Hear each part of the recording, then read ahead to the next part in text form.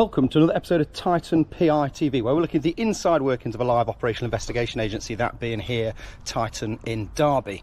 If you prefer to listen to podcasts, you can download Titan PI TV podcast wherever you download your podcasts. I am your host and Managing Director of Titan Private Investigation Agency, Simon Henson. Welcome and happy Friday. So this week there's been a lot going on. I've turned 50 last Monday. Yes, I know I don't look it, but yes, I'm 50, I'm officially old, but we've also appeared in all the national and local newspapers for the right reasons, because for some reason they've picked up on the fact that we do pet detective stroke dog napping or pet napping investigations.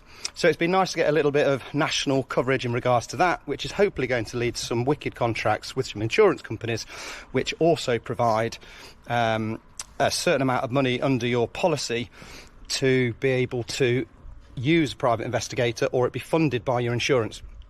And hopefully that will come to fruition and keep us very busy this year.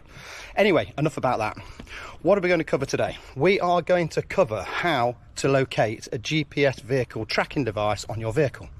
So there are many different types of tracking device. There are ones which go in the ODB port. So the ODB port is usually under your dash. But you can Google it and find out for your particular vehicle where the OBD port is. It's basically where a mechanic would put in a device to do a diagnostics on your vehicle. But with this tracker, it just uses the power for that and emits your location. So there's ones in the OBD port. There's also ones which are hardwired. So these are ones which are connected to your vehicle and are powered by your vehicle. There are other ones which are passive. So passive trackers, they're not used very often.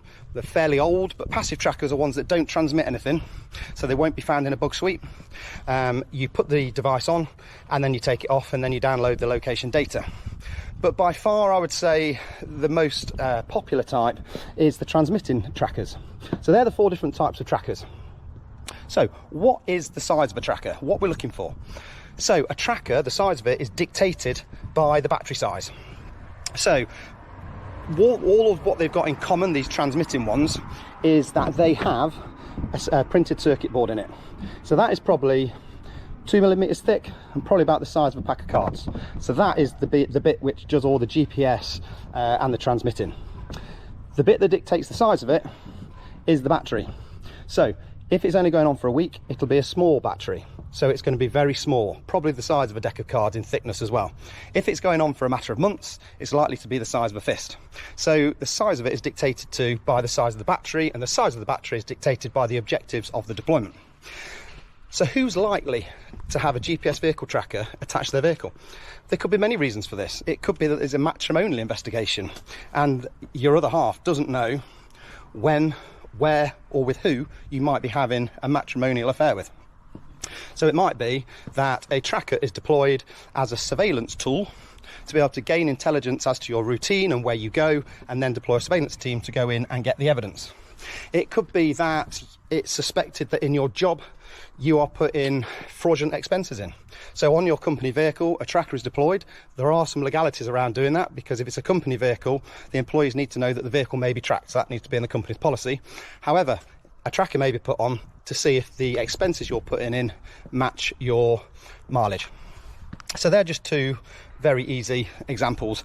A third one might be a very surveillance aware subject, and a conventional 2 or 3 vehicle surveillance is probably going to be compromised. So we might be using tracking devices so that we can be a mile or even further behind the subject vehicle and then close up when it stops. So those are 3 reasons why your vehicle might be tracked. But if you've got nothing to hide, you've got nothing to worry about. And you will only have a tracking device put on your car if it's legally viable. So at Titan, we have to do an LIA, which is a legitimate interest assessment, and it has to be completely lawful. And once we've got the objectives, we can't keep that on, because that would become too intrusive and we couldn't justify it. So we've covered the type of trackers, the size of the trackers. So now we're going to look at where to look. So I did say that the majority of trackers are the transmitting trackers. So these are probably 90% of the time magnetic. If you're using a private investigator, they're probably not going to have access to your vehicle unless they have been given a lawful right to do so by someone who also owns the vehicle. That's probably 10% of cases. If that is the case, we need to be checking inside the vehicle. So we need to be checking the boot area. Let's get to the boot. We need to be checking under the spare tyre. We need to be checking all the way around the vehicle. There may be a little cubby hole for where you have your jack, etc., so be checking there.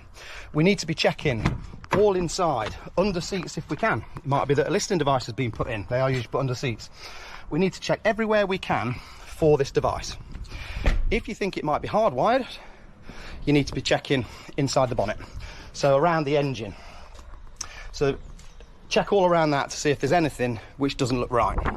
In the front, once again, checking under seats, all around, checking in all cubby holes, checking in glove box. So that's in 10% of cases, potentially when we have access to the inside of the vehicle. 9% of cases, though, we will turn up in the early hours of the morning and we will put it on when there's low footfall and less likely to get caught, although there's still an element of luck. For this, we're not going to have access, so we need to be looking at the exterior of the vehicle. We need to be looking all around it, underneath it, any cubby holes, all the way around the sills, checking all the sills, see if there's anything in there. So that would be if you're checking it yourself. So a fingertip search is the best way to do it. Tracking devices, 9% of them emit a signal. If they emit a signal, to save their battery, they will turn off when the vehicle is not moving. So if you go round with, for example, a GPS locator, which we do on bug sweeps, you won't find it because it's not emitting a signal.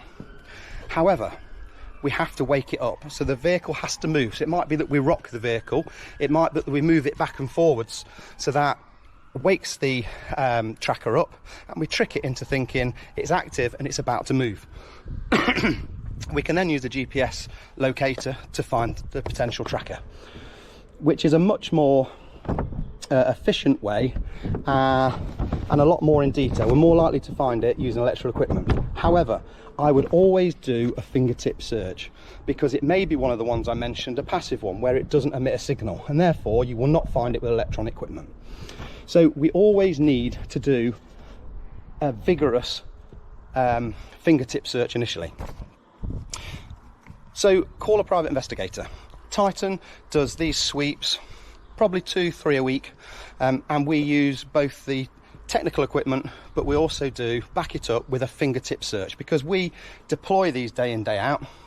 So we know what they look like, we know what we're looking for, we know the sizes they come on, and we know if it's professionally fitted, generally where it's going to be. However, if you can't afford a private investigator, because it's usually about £240 to have a vehicle checked, then you can always go to a mechanic. So you could take your car to a mechanic, you could ask the mechanic to put it on the ramps and look for any foreign bodies which may be on the vehicle, and you could even explain that you think there might be a tracking device on it. So your options are calling a private investigator to do a professional bug sweep, buy a GPS locator yourself, but remember you need to wake the device up because it's probably going to be sleeping during the vehicle being inactive and not moving, or you can take it to a mechanic. So I don't think we've given too much away. All of this is on the internet already. But if you do think that you have a legitimate reason to be tracked, then I would check your vehicle. Simple. So thank you for listening. That's another episode of Titan PI TV. Please give us a thumbs up. We love a thumbs up. Or you can subscribe to the channel. We're trying to get to that magical 2,000 viewers by mid-April, which is our 2-year point. So that's the end to a great week. Thank you for listening. God bless you. Keep safe.